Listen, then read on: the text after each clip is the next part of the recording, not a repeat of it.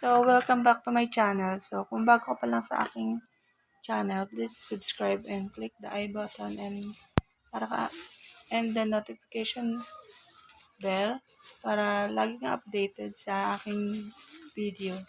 And sa ngayon ay gagawa po ako ng di ba tawag doon yung Milo bake. Ano siya, parang i-steam lang natin siya pero hindi natin siya ilalagay sa oven or whatever. Ito na po yung mga ingredients ko. So, ang gagamitin natin for sa lagayan. Ito lang kasi ang available and ang naisip ko din.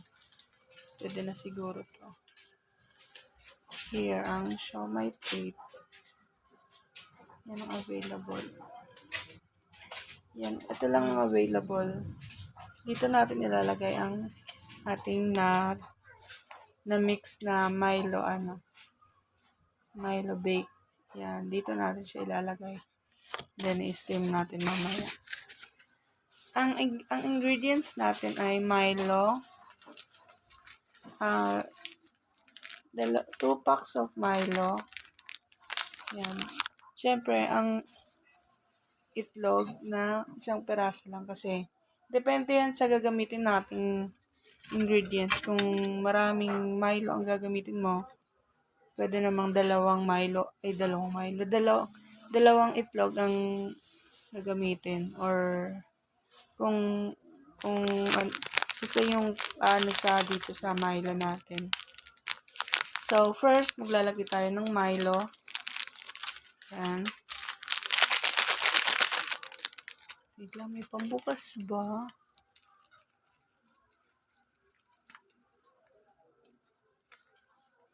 Sige, ko lang siya ng ipin ko kasi wala tayong gunting dito.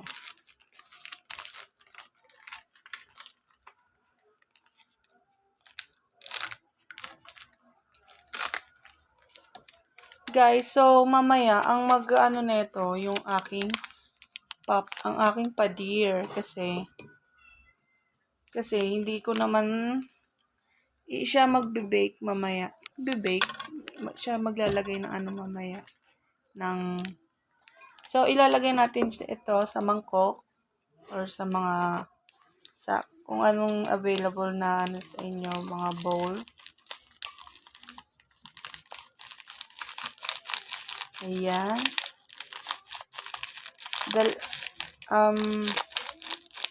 Huwag nyo kalimutan guys, 2 ang aking ilalagay na Milo. Then, 1 egg lang. 1 egg lang yung iyaan natin. Tapos, lalagyan din natin ng asukal. Depende yan sa iyong panglasa.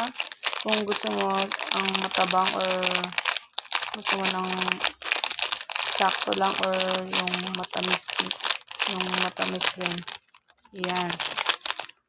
Yan, isang Milo pa lang nalalagay ko guys. Then next, ito. Ubusin ko po itong 2 Milo dito sa ating mixing bowl.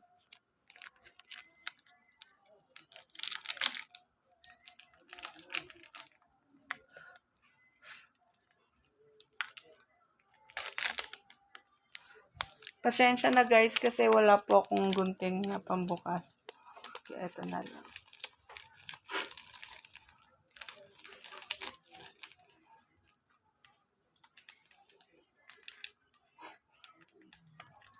My God.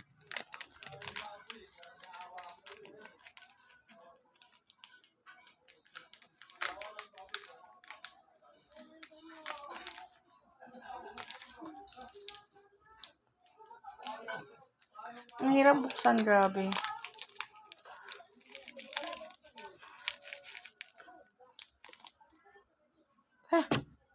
Wait lang guys.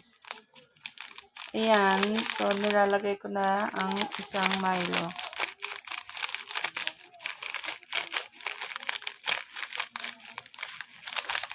Then, syempre pagkatapos ng Milo, pag nailagay na natin siya sa mixing bowl or sa lagayan, ang sunod naman natin ilalagay ang egg.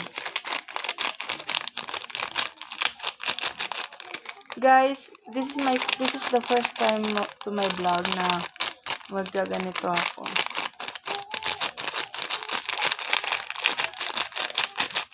Yan. Okay. Done na ang ating dalawang Milo. Then, next naman ang itlog ang ilalagay natin. Yan. Guys, kinakabahan ako. Kaya ko ba to? Ito naman, guys. Tignan nyo na yung Milo na ano. Ayan. Ganyan karaming Milo. Ayan. Marami na ba yan? Oh, marami naman na siguro yan. Ayan yung Milo ko, guys. Kasi 2 pieces lang yung binili ko. At yun lang nakaya sa budget. Ito naman, next, ang egg.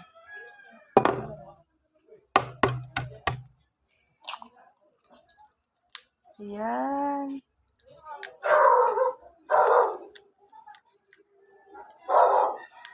Hello, guys. Ang ganda ng pagkaano ng itlog ko. Ayan, nabasag na natin ang egg.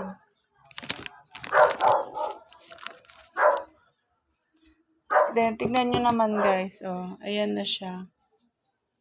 Makikita nyo ba?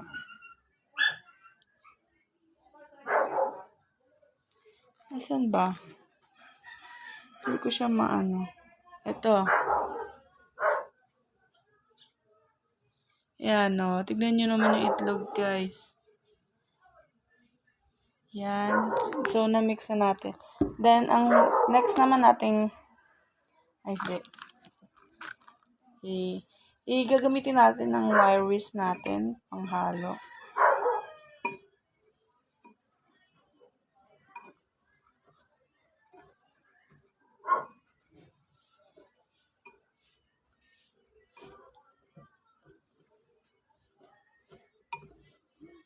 Ito naman ang susunod kong ilalagay, guys. Ang ating sugar para sa panlasa.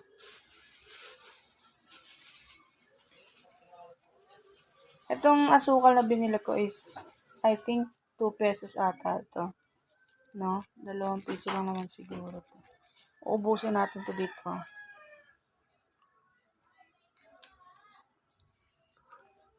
Ayan, ubusin ko siya dito.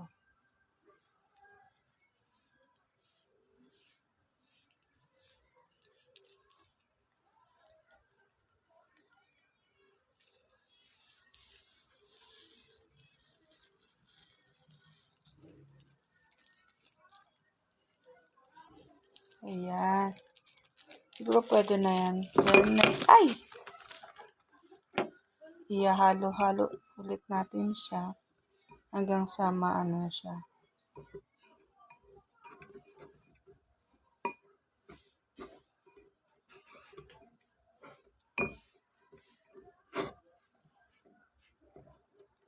Itong ginagawa ko ngayon, napanood ko lang din siya sa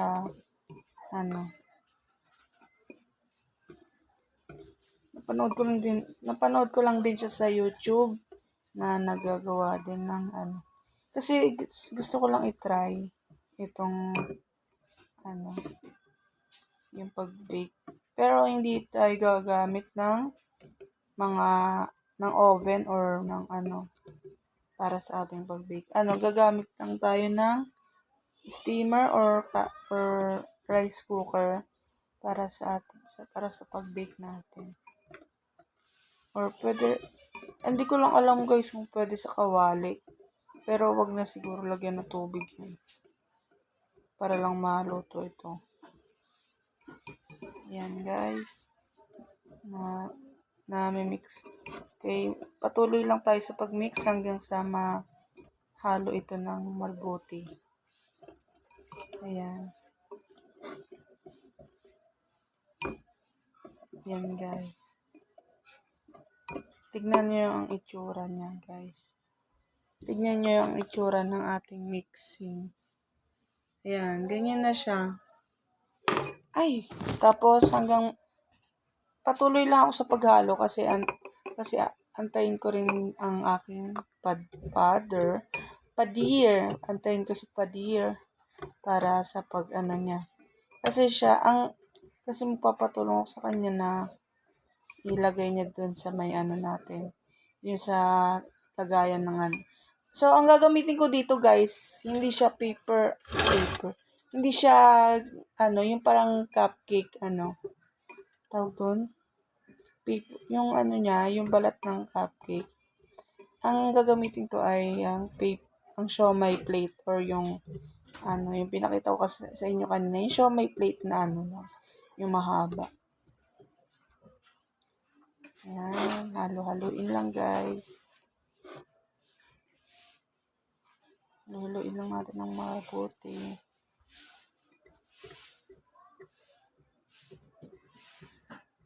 At guys, pwede rin tayo gumamit ng pwede rin gumamit ng kung wala kang wire wrist, pwede rin gamitin ng kutsara, tinidor, or pwede panghalo. Or yung yung electric na yun tawag mixer, yung para hindi ka mapagod kakahalo.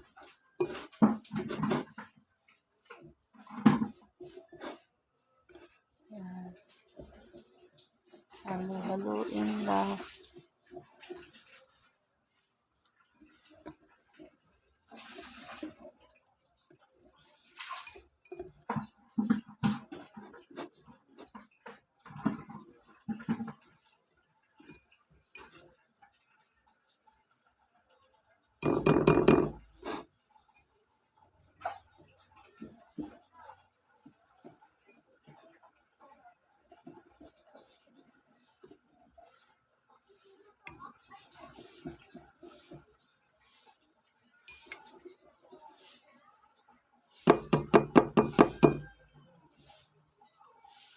Yan guys.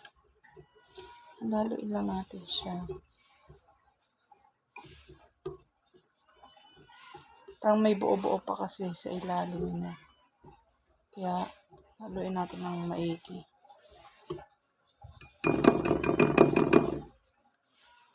Ang bango guys.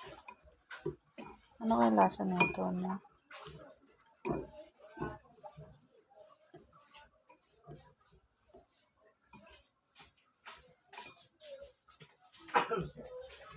Kuya Gab! Oy! Shout out sa pinsan ko. Yan, guys. So, ayan.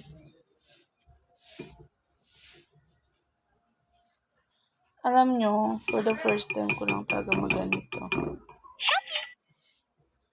Pero sige lang, tuloy lang. For viewers natin dyan.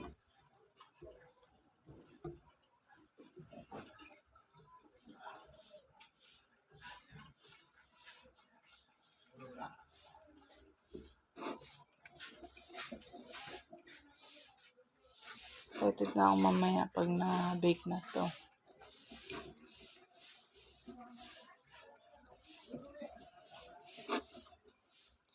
Doon natin malalaman kung anong itsura niya pag bake na.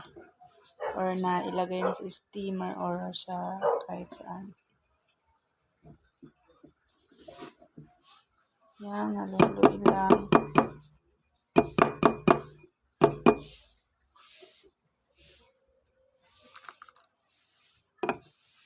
Wait lang guys.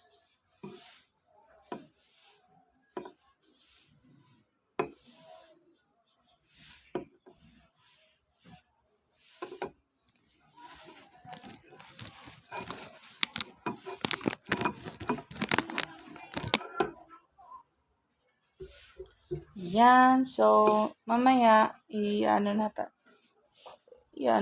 siya.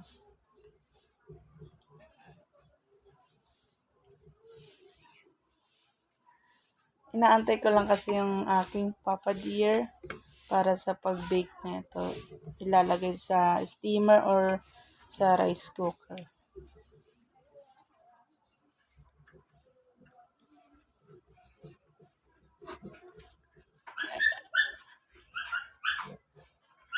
Bakit? Ngayon. Vlog. Vlog.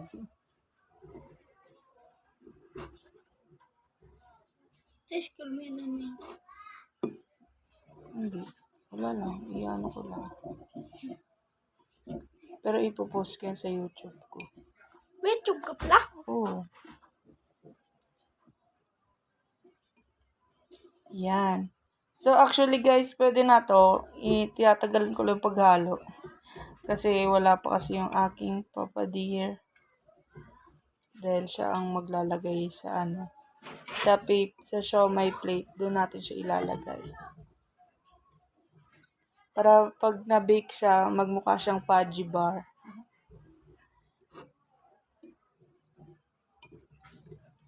Ito mo nga doon sa Papa.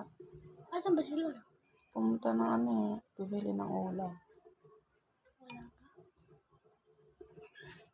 Wala pa.